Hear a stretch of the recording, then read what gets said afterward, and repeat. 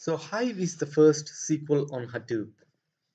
Hive uses a special language called HQL, which stands for Hive Query Language. Hive uses MapReduce under the hood to actually execute HQL queries.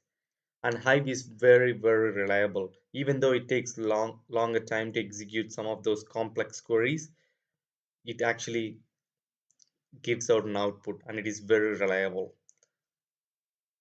Hive is not ANSI SQL compliant, which means if you would have written code, some SQL code in your SQL Server or Oracle, it won't run on Hive. But the good thing about Hive is Hive will support different file formats and it can skip reads, giving you some query performance. Hive supports major data types, for example, integer, big integer, tiny integer, float, and and strings. However, it does not support numeric and money data type. So in Hive, we can actually create two types of databases. First is the internal database, and other one is the external database. As you know, a database is a collection of tables. If you don't specify anything, if you want to create a table, then the default database is used. So the command to actually create database is create database and you give a database name. And if you want to drop a database, you just specify drop database. This will only work if the database is empty.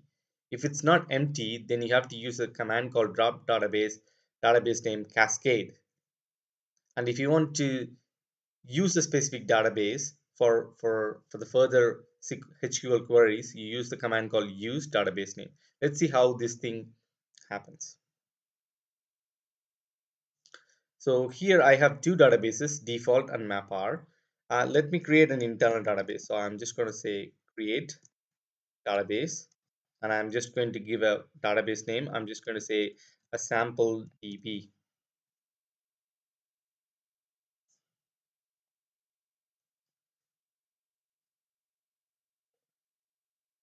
So Hive actually created a database called sample DB, and it actually refreshes and you say sample DB.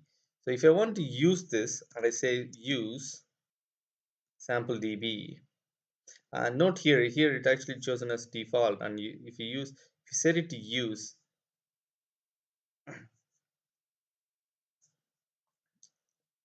so you had to use the sample DB. Okay, now it actually changed. Now the sample DB is in use. Let's create a table here. Okay, so I already have a script. So I'm just going to create sample lock. Then it creates a database. Sorry, it creates a table inside this sample database. And I'm going to load some data into this sample.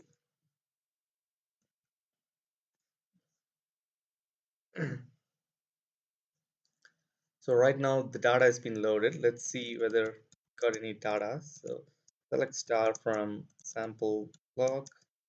I'm just going to limit to 10. Okay, it got some data. Okay, let me go back and then I'm trying to drop this database. I'll say drop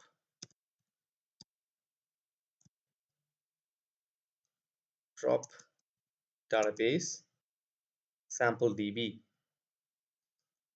So because this database contains a table which is a sample lock, it won't drop this database.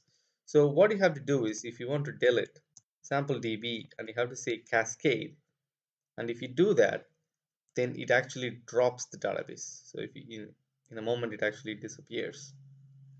There you go.